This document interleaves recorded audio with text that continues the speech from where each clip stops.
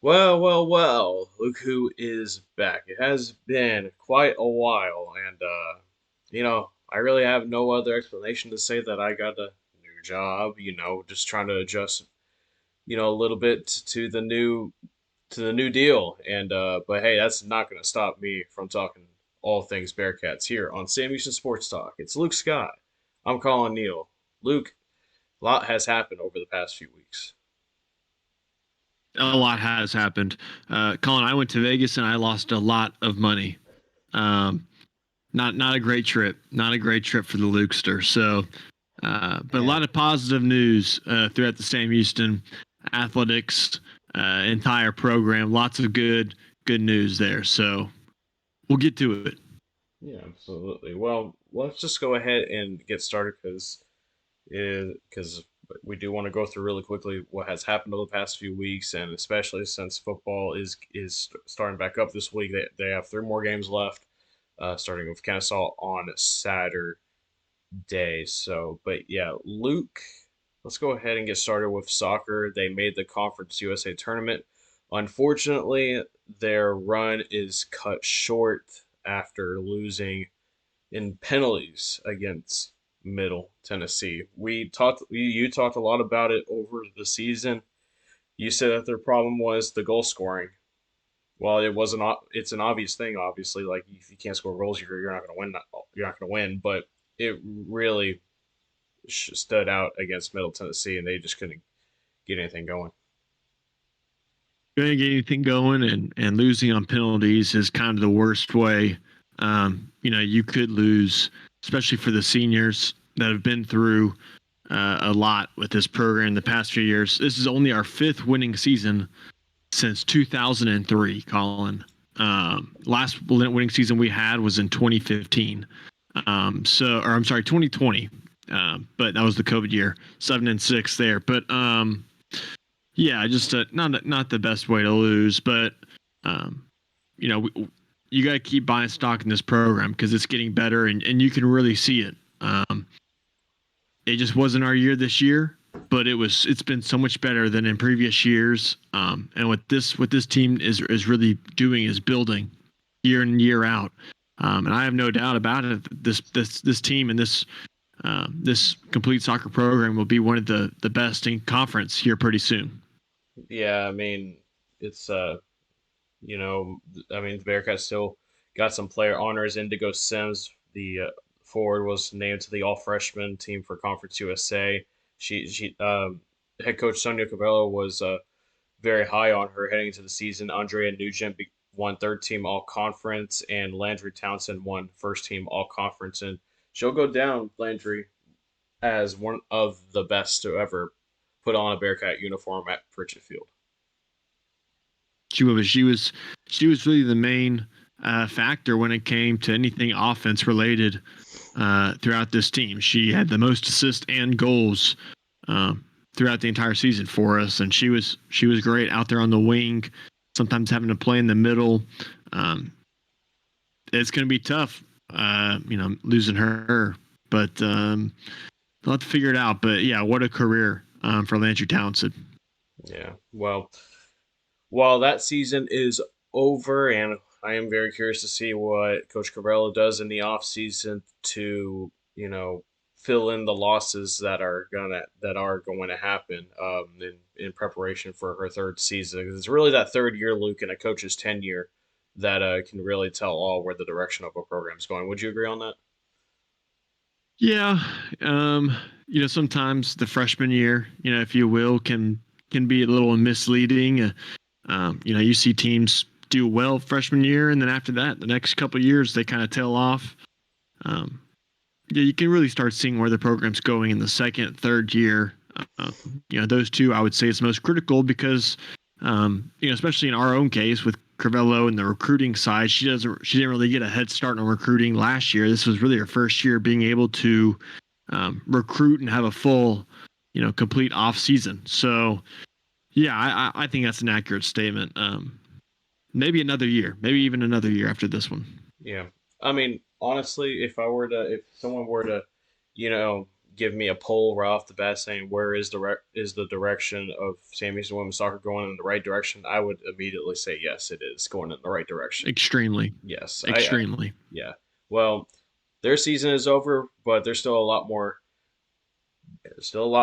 to play for other Bearcat schools, especially women's volleyball. They are officially in the Conference USA tournament. They are in their first Conference USA tournament, but they are in their first conference tournament since they won the 2021 Southwest Division Championship when they were in the Western Athletic Conference. And it can't be really overstated, Luke. I mean, it's just unbelievable the turnaround that has unfolded for head coach Brenda Gray and her squad. Last year going 1-15 calling in conference, and then this year and even 8-8, and we still have more to go there. I think it is FIU, if I'm not mistaken, there, and that's in Miami. Yeah, it was a tough way to close out the regular season at home with Western Kentucky. Colin, you were there. You can speak more about really Western Kentucky and how good they were, but it was a great turnaround. I don't know if there's anyone lower on this program coming to the season than me, and they kind of proved me wrong a little bit. They did much better than we thought, and you really have to give credit to everyone around the coaching staff. Coach Brenda Gray, she did a great job this year. She's been around forever, right? And she knows kind of what it takes in this program, because that's why she's been here forever. But also coming back from last year, being a tough year, and being able to bounce back shows a lot about the character of this team. Yeah, well, it was senior. It was also senior day, and was the final home games for some Bearcats, especially the dynamic the dynamic duo of Hannah Baker and Mackenzie Morvant, and especially Baker. We're not going to probably ever see another Hannah Baker ever again, where she will end her career by a long shot as the all-time career digs leader in program history for a player's career. And I was there, just reading off all the accomplishments. I mean, I can't remember them all, but Luke, man, she has accomplished a lot in a Bearcat uniform, and who knows whether she goes on to play in the pros or whatever happens, whether she sticks around and takes a grad assistant spot, or you know whatever happens. It's without a doubt she has left a mark on Bearcat volleyball. Yeah, and I mean, her career is one of few, right, if not any. To do what she did at Sam Houston for her entire career, she could have easily transferred out and went somewhere else and to play on a bigger stage, but she stayed, and that shows a lot about her, but also her love for the team and the school, her teammates, the coaching staff. An unbelievable player, unbelievable career. She will probably go down as the greatest libero to ever play, greatest player to ever play in our program history forever. I mean, I just don't think we'll be able to pick someone like that and keep her around for as long as we did. So, yeah, tremendous accomplishments all the way around. The digs stat it's actually crazy, her distance between 1 and 2. I mean, it is insane. Of the her entire career timeline, right? I mean, it was just leadership from day one, and that's what we saw. I've met a few people that have kind of understated the stat of Diggs. It's like, okay, I mean, sure, I mean, good arguments and all, but being a libero is hard because you're one of the captains, but you also have to be aware of where you are on the floor, where your teammate, where everybody is at the same time. Like, it's so much more than just fending off an attack. There's just a lot more to it. Is really all I'm trying to say. I mean, you are the last defense. You're the last man out there, right? I mean, it's all about keeping your team in the point. That's really what it is, and And there was no one better doing that. yeah, and other seniors that they're gonna lose are Lila Washington and Alyssa Fielder on the outside. Like those are vital pieces that you're losing as well. So just like soccer, Luke, volleyball is going to have their work cut out for them once the offseason comes around to try to replace the production. They will. Yeah, you're losing, two of your lead outside hitters. A few in the front line there. It'll be tough replacing all of them, and you can't replace all of them in one off season. You just can't. Um, that'll be really tough. But you think for all they did for the team in the good years and the bad years, right? And the season's not over yet, Colin. They can still find a way to maybe get hot in the postseason tournament, and who knows where it goes from there. Yeah, Luke. Western Kentucky. You were kind of telling me that I can speak it better about how good they are, but Luke, they are one of the best volleyball programs in the country, probably because they are on a current after this weekend. Well, not really weekend, Friday and Saturday, but either way, they are on a 90 game regular season conference win streak. You heard that right. 90 wins in a row in conference regular season. They have won the conference regular season championship in all but 1 year since they entered Conference USA in 2014 when they came over from the Sun Belt. And that was 2018. And that year, that was also the last time they lost a regular season Conference USA game, which was against North Texas when they got swept 0-3. That, and they're doing it right now, Luke, without their head coach because he can't travel.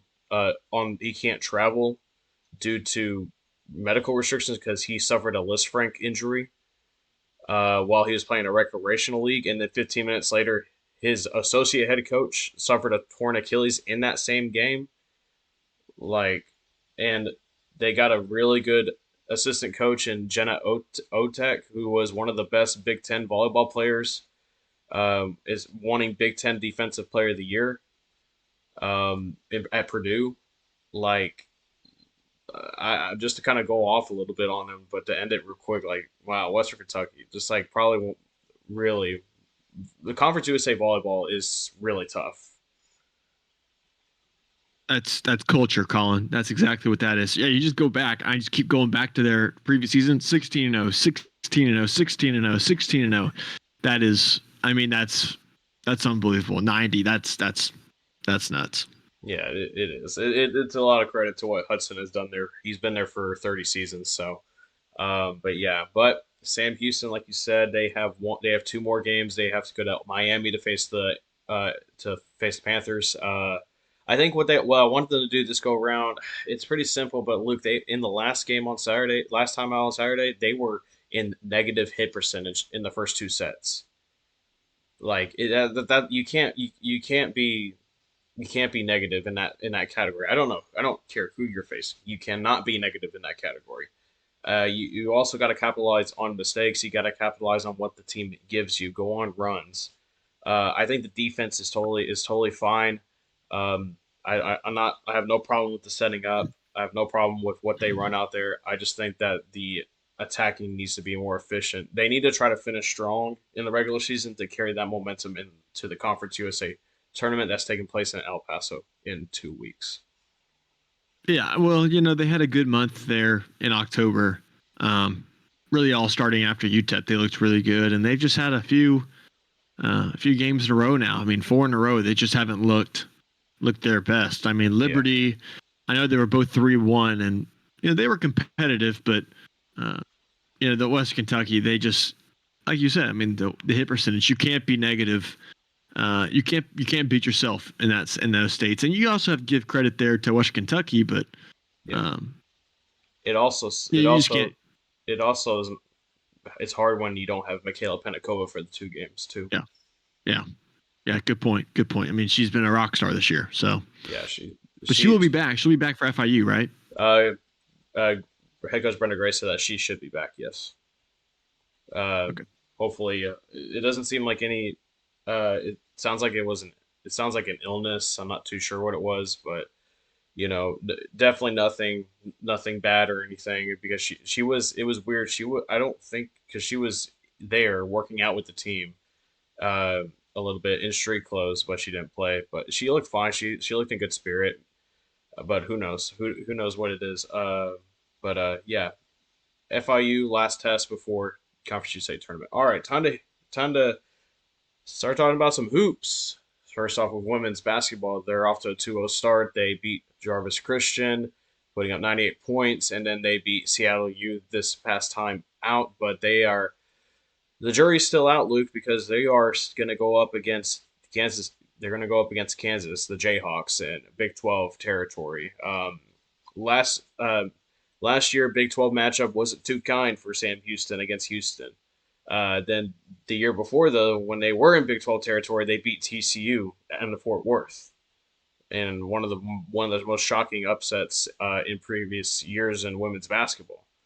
So I don't know. Let's see if it's different this go around. But Kansas is pretty tough either way.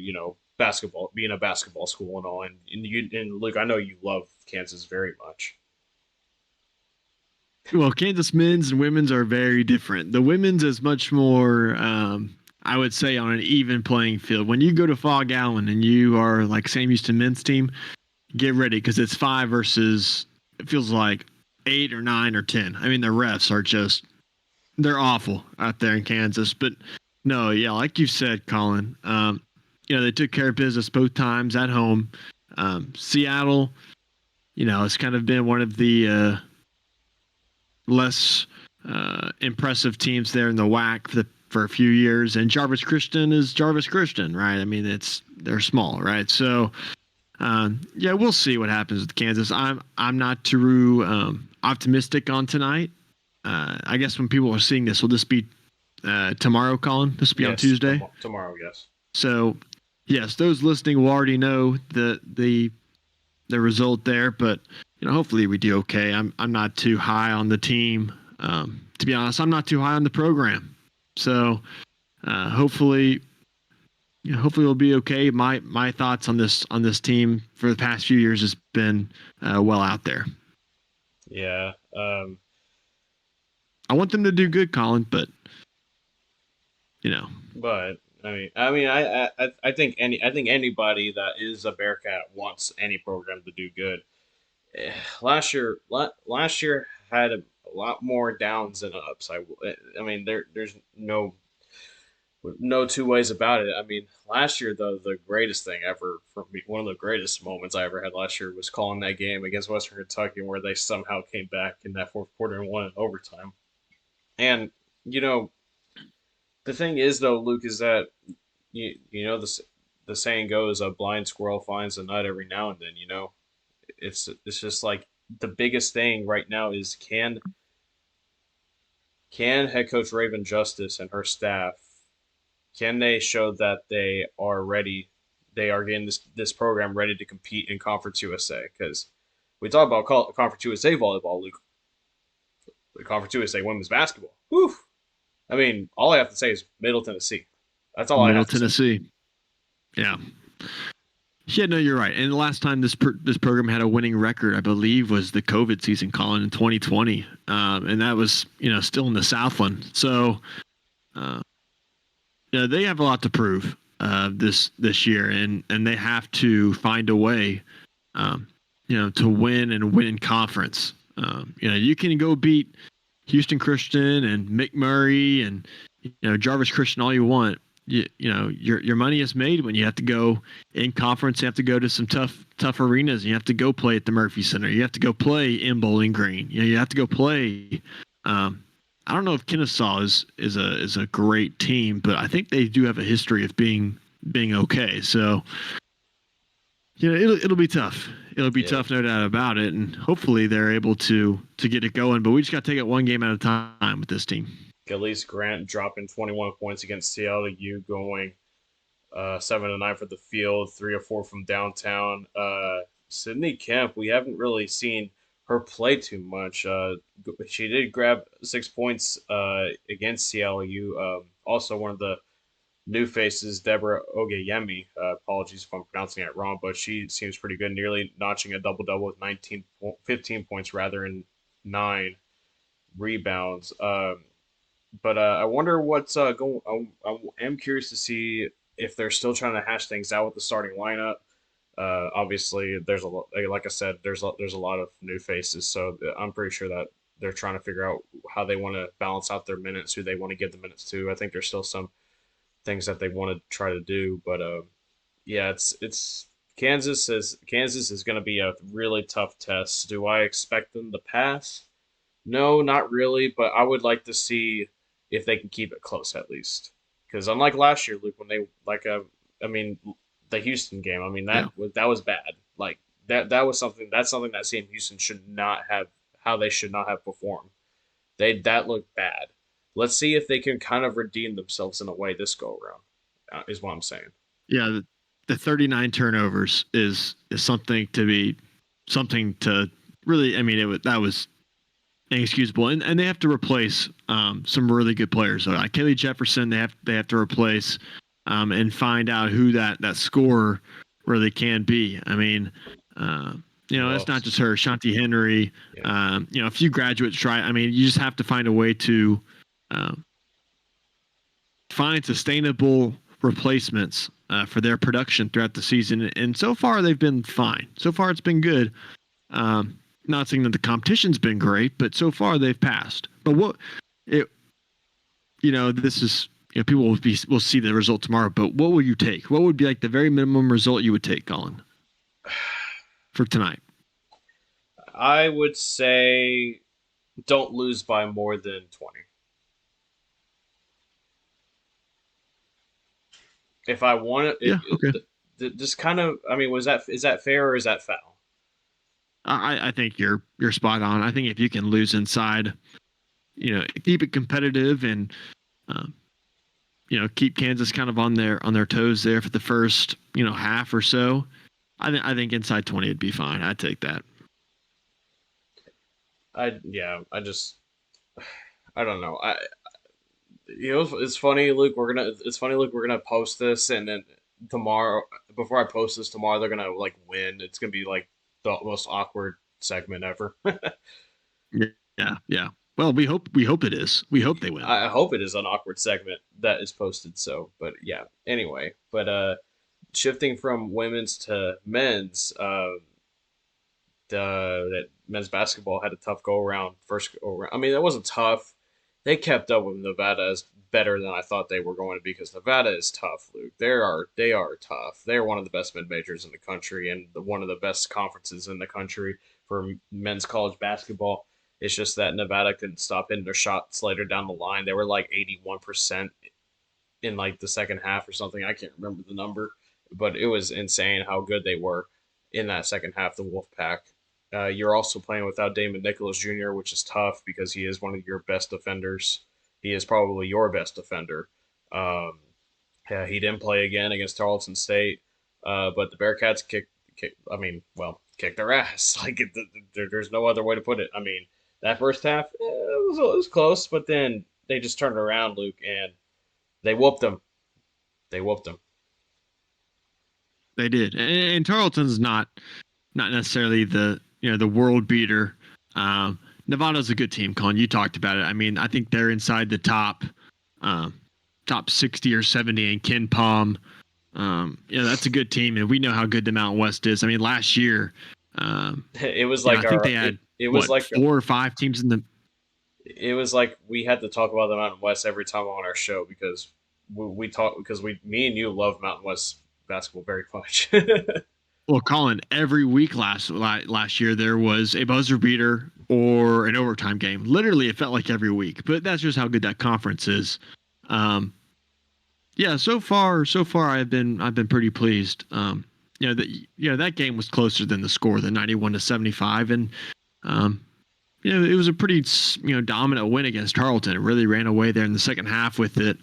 Um, you've talked about some guys before we were talking. I really like Brennan Burns coming off the bench. He was great. I mean, you can't ask much more from a guy. 9 assists, 7 points, 2 for 4 from the field. He was great, and Dorian Finisser really stepped up. And Lamar Wilkerson was good. He didn't have the best game against Nevada, but he played very well there against Tarleton. So, I mean, without Dame Nicholas, it'll be tough right now. I mean, Dorian Finister. 15 points, 11 rebounds. I mean, I liked him when Mudge picked him up from Kansas State. I liked his film. I thought he was going to be pretty good, more like very athletic. I really like what he brings. He played the most minutes too, 31 minutes out of the possible 40. Lamar Wilkerson drops 15. Hoofner dropped 11, but then he got hurt. It did not look pretty. It did not look Yeah. pretty. So someone else is going to have to step up. Probably, maybe we'll probably see Kean get the start, get some minutes out there, which I think Kean brings. Kean obviously brings a much different skill set than Hoofner does, but I like what Scroggins can bring to the floor. So it's Boykin, it's it's a toughness. It's a toughness, Colin. It's a yeah, toughness. Hoofner is not a great defender, really, perimeter nor inside, and we know what Scroggins is. Scroggins is a guy that um, can really defend in the low block. He's a big guy, and also he can take charges. Right, he's not afraid to use his body to take charges. very scrappy too. I just like his style, man. I just like how gritty he is. He just goes out there and he plays the game right. And then Boykin with eight points and 6 assists. I like to see. I liked seeing the freshmen get some minutes out there. Luke, you know, Jackson Ford got some minutes out there. Jackson Rogers, Wade Nealon, Eric Taylor. They scored their first points as D1 college basketball players. Um, for Jackson Ford with 6 rebounds. He got 5 fouls, so he fouled out of the game. But Luca, they have their biggest test in a few days. Tomorrow, really. By the time we're recording this, tomorrow will be going to Baylor and facing one of the premier college basketball programs in the country. When you think of college basketball, you name a few teams off, you think Baylor Bears. I mean, growing up a fan of Baylor, I know a lot about this team and kind of where it's been and now what it is. Coach Scott Drew, I will be in attendance there. I guess it will be tonight when people are watching this against Baylor. It'll be a tough one. They got guys from everywhere. Jeremy Roach is one of the best players in college basketball from Duke. Norchet O'Meara.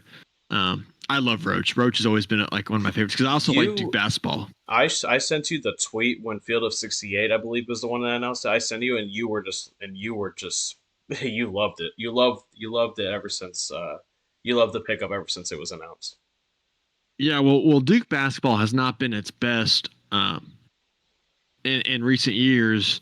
Not that saying they've been bad. They've been very good. They've been a top 10 team every year. They just haven't been up to what Duke should be in the Final Four, every year.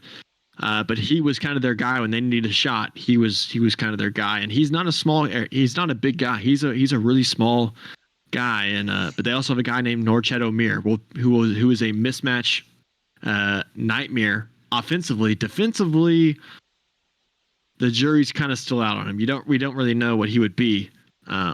And I think Sam can take some risk here against Baylor because of they're kind of small in the front court, Colin. Or I guess whatever in the perimeter. They don't have much size up there.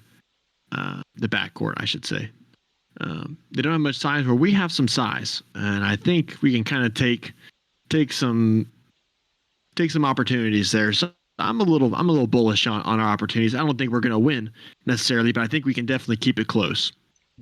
So kind of educate a little bit for me at least. Do close losses make a big impact when it comes to nets and Ken Palm rankings?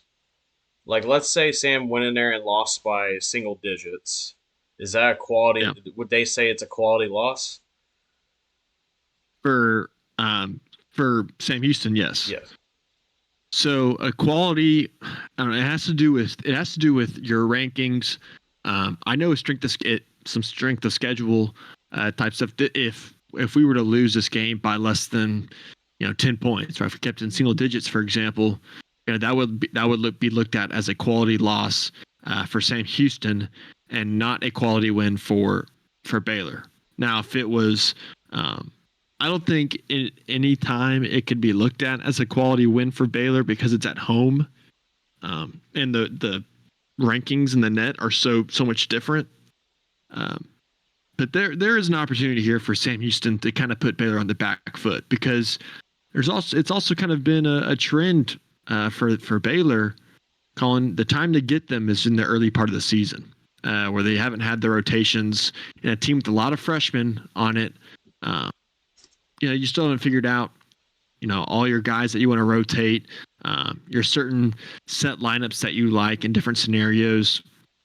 That's kind of been a thing for this Baylor team. They do have a guy named Rob Wright, who is a excellent point guard. He's a freshman. He's very good. And VJ Edgecombe is a walking poster. So we might be on the top 10 list for something that I don't want to see.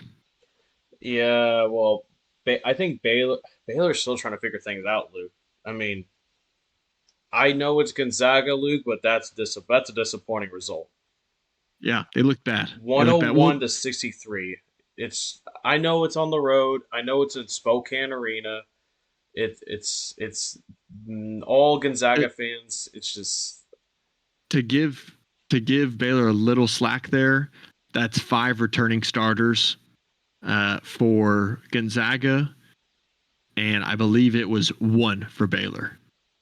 So that was a situation where I was in Vegas at the time, and we were talking about betting on the game, and I said to the guy, it was Pat. I said, Pat, do not take Baylor in this at all. I am telling you, do not take Baylor, because Gonzaga is returning 5 starters. They are deep. They're very good. It's up there. That was never a spot that they could win. Yeah. But then they turn around. Baylor turns around and plays Arkansas in Dallas. And while the score was closer, that game was never really in doubt. I don't know why, but I don't know. I think a lot of people really do not want Calipari to succeed in Arkansas. Oh, me too. I hate Calipari. Not a fan. Well, I think everything he stands for, I don't like. I always said if you get recruited by Calipari, you're gonna probably make it to the NBA, but don't expect sunshine and rainbows in college basketball. When it comes to he is very in recent years. Now, if you're talking early 2010s, he's rotating all-star bigs, but I just don't like one and done. I don't like the one and done type culture. I think it should be 2 years. I think it should, honestly, 2 years in college basketball. I think a lot of guys could really benefit from that instead of just the one. Well, it's weird how the rule's so different with other sports. Like for baseball, you can get drafted right out of high school, but once you do that, you're in. You don't have to worry about college. No. You don't have to worry about playing set amount of years. But if you decide to forego getting picked in the draft by an MLB team or signing with an MLB team, whatever, I mean, you can get drafted, but you don't have to sign. If you go to college, you have to play 3 years. It also depends on when your birthday is. You have to be 21 before the draft happens.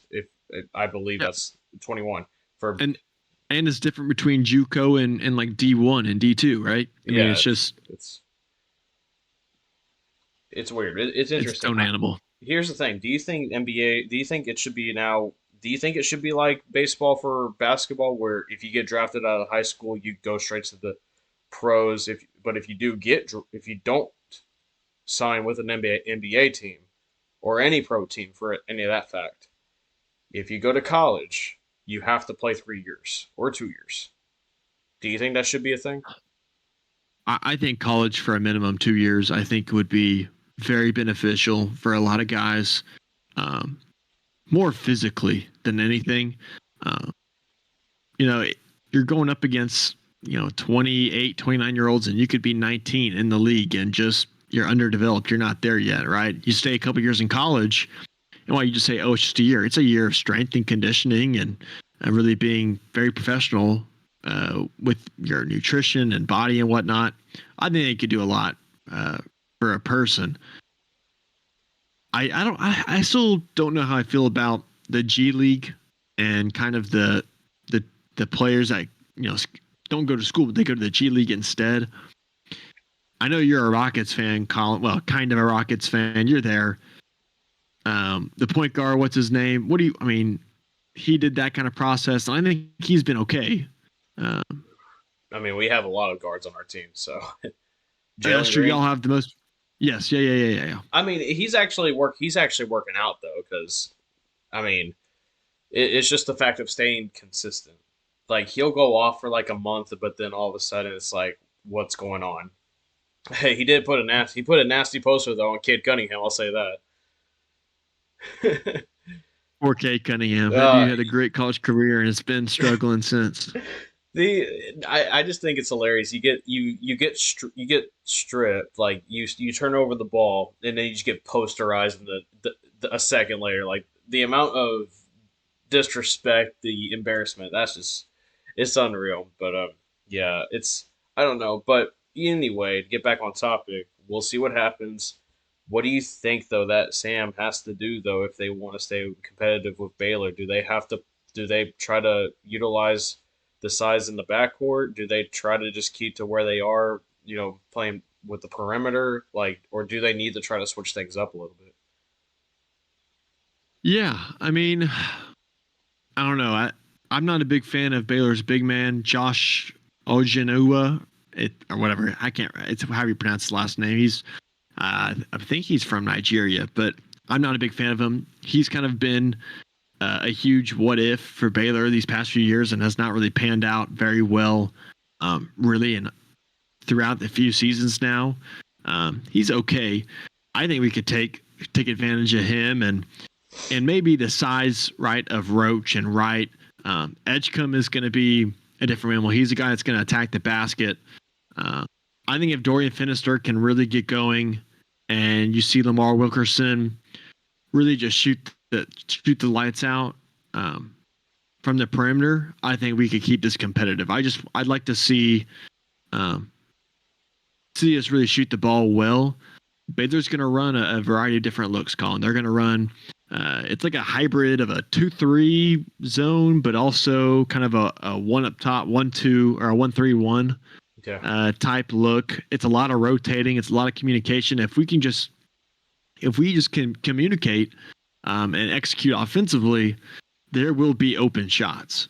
Um, the weird thing is, usually Collins' zone teams don't rebound well. Baylor is traditionally very good on the both offensive and defensive glass. Defensively, very good. Offensively, have been elite for the past, really since Scott Drew got there. I mean, literally about 15, 20 years, they have been elite on the offensive glass side. So really got to stay disciplined there and take advantage, I think, of the big man of Baylor. Yeah. Well, we'll see what happens. 7 p.m.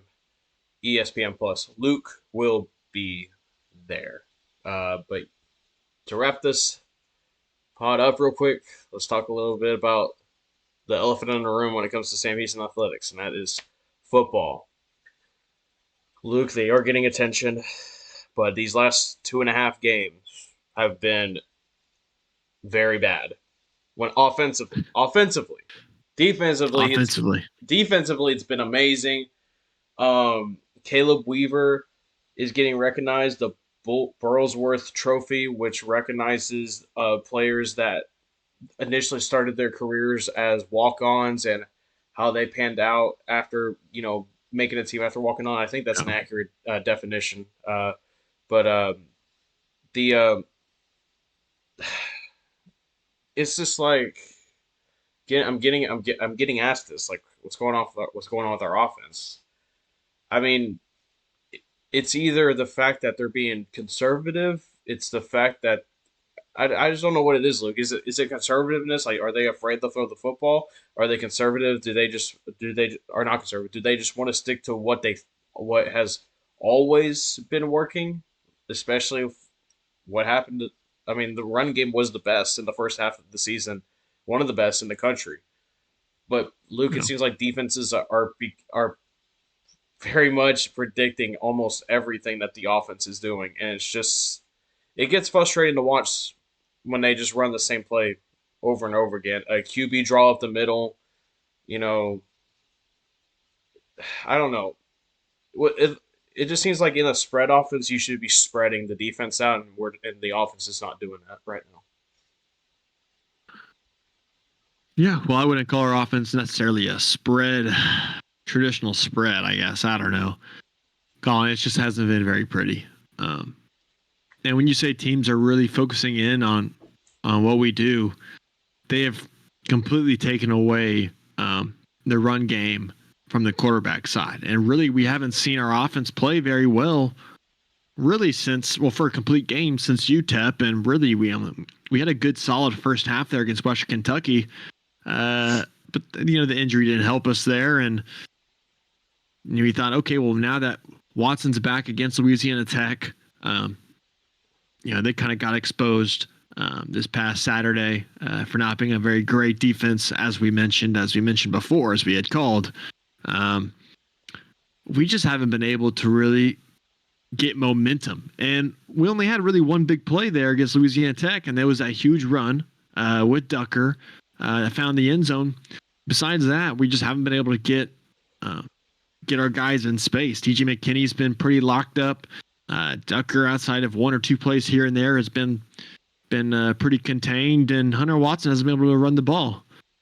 Receiving wise, it's kind of a cat and mouse game with them. It's you just never know really how much you're going to get from one player. I think the most consistent player has been Simeon Evans, but how much you're going to ask of a guy that's really majority of the time in the slot, right? That's the tough part. And the good thing, though, is that your defense has been stellar for the past two games, and while they've been on the field, what it feels like 70-80% of the game, the past two games, it feels like really combined, we have to find a way to keep them off the field and find some momentum offensively, and I think it has to be through the air. Yeah, gotta get guys like Quavez Humphreys involved. It's just like the first half of the year, Luke. He has those amazing plays, and then he's like disappeared. And I'm not saying that's his fault. I don't know if it's a game plan thing. I don't know if there's something else that's going on, but I don't know. It's just like we were very impressed with what Humphreys had done, but then it's like all of a sudden Yeah. he's gone. It's like he's not on. It's like he's gone. It's like where is he? I mean, he's there obviously, but like what happened? So Yeah. uh, I It's really the complete offense, though. We all knew this team was a running team. Coming into the season, we figured out that this team is going to be a majority of the time running the ball and not really set up the pass. Well, Colin, when you can't run the ball to set up the pass, and it turns out you can't really pass the ball, what do you have? And what we had was a 2-3 game last time, at halftime. That's what it was. yeah, The team's still going to have to lean on the defense. The team is still going to have to rely on this back end to make plays like they have been. But how far can you take that, right? Kennesaw, Colin, is not a great team. well, considering they fired their head coach, so it's yeah. I don't love this spot, Colin, and I say that because teams. It was a very unpopular decision firing their head coach, right? I mean, he's been there for a long time in the FCS. It's not just the fact that he's been there a long time. He's been there the whole time since Kennesaw State had a football program. Yeah. He's literally and been in the there FCS, what did he do? In the FCS, what did he do? Won a lot of games, Colin. A lot of games. 4 Big South championships, literally got them to where like they get themselves attention from an FBS conference to have them move up. And granted, Luke, it's not been a great year, but guess what? Sam Houston, hello, did not have a great first year in FBS. At least, and Kennesaw State beat Liberty at home in probably the biggest upset in college football this year. That really set a precedent. Like, hey, in our conference. I mean, come on. Like Liberty was like 28-point favorites or something like that. I don't remember the exact number. But That's why it's so unpopular. I mean, this guy built the program, and now you fire him, and he's had one bad season. And I know it's been bad, and you know the win against Liberty is nothing to take for granted, right? I mean, it was a tremendous win. But teams, when they fire a coach, Colin, and you see this in the pros, you see this in college, you see it in high school, you see it in football, basketball, baseball. When teams fire a popular coach, teams will tend to rally very well behind an interim guy. yeah, And whether that interim guy is there for, just the rest of the season or he goes into next season, teams rally behind him. And a home game there in Kennesaw, a 2 o'clock kickoff, Colin. I'm not worried about Kennesaw, but I am worried about the spot, especially with just how we've looked. That's what I'm more concerned. The nice part is that we've had a little bit of a break.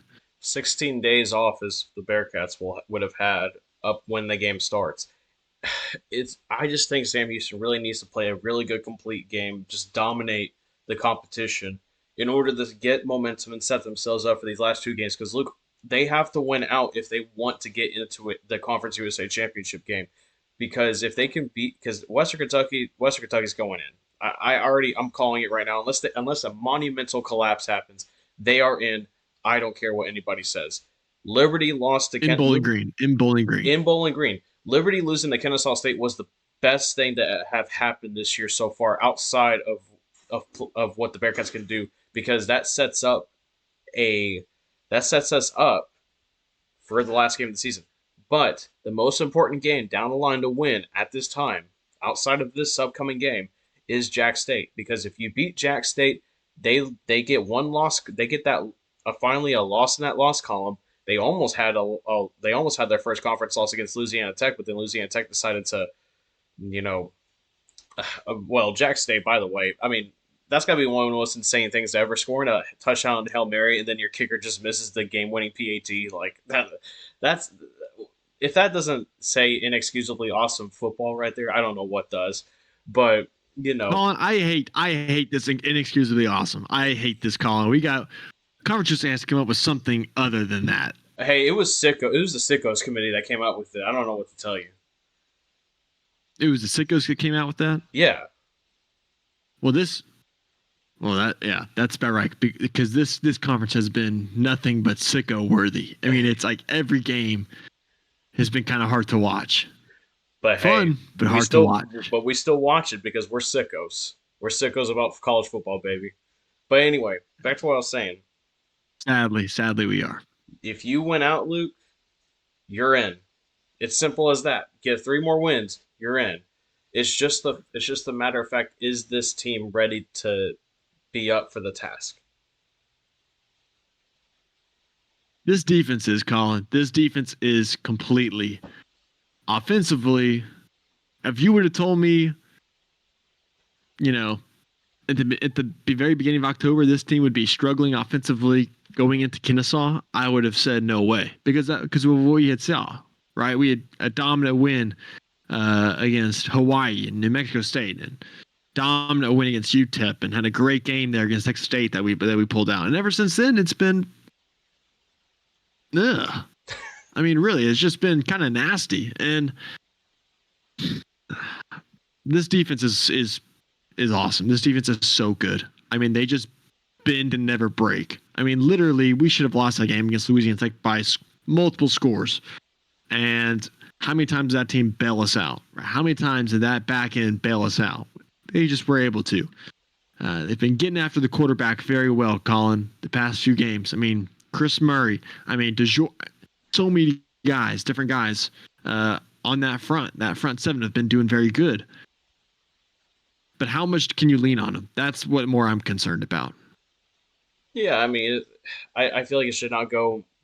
It should go unsaid, but you just can't keep relying on your defense to win yourself a game every single time out. It's unsustainable. Unfortunately, we saw it last night with the Texans. Gosh, but last night when the Texans losing the Lions, by the way, that just shows that your defense could play their asses off against one of the best offenses in the league. and you could still lose the game. And there is some backlash out there for that Texans defense of saying, "Oh, how do we let them score that many points unanswered?" That was not their fault. That was not their fault. And Hell Jalen no. Petrie is awesome. Jalen I Petrie is I so good, so good. I always just keep going back to when Gruden's like, "Hey, how about this guy named Jalen Petrie?" I mean, my God, because he was talking about Jalen Petrie, and I'm getting myself a Jalen Petrie jersey. I'm probably gonna get one. I'm not gonna lie. I want to get a Jalen Petrie jersey tomorrow. Get a Jalen Petrie jersey yesterday because of how well Hey, he played. I told all the Texans fans when they grabbed Jalen Petrie, I said, "You got one." I said, You have a stud right there." I saw him at Baylor, Colin. He was so good, so good. I mean, he was the reason why they won the Sugar Bowl that Yeah, year. I mean, literally, he was him and Bernard, who is one of the best now linebackers in the league right now with the Bills. But that's sidetrack. But yeah. Well, Luke, had to put just that out there. but Luke, we're gonna do a preview pod before Kennesaw, Oh, so we're not gonna one more totally. thing. NFL calling a disastrous moment for Zion McCollum. Just an awful PI call that potentially cost them the game there. I didn't say it did cost them the game, but Was it that a was an PI awful though? call. Yeah, It was an awful exactly. call.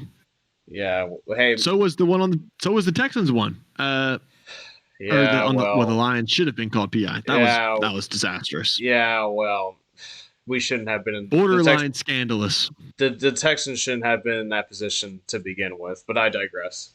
But we True. are going to be releasing a Kennesaw State preview pod, so we're not going to talk too much into it. But still a lot of questions to be answered when it comes to Bearcat football. But I'll do it for this coming back pod, I guess you could call it. But we're gonna start being a bit more.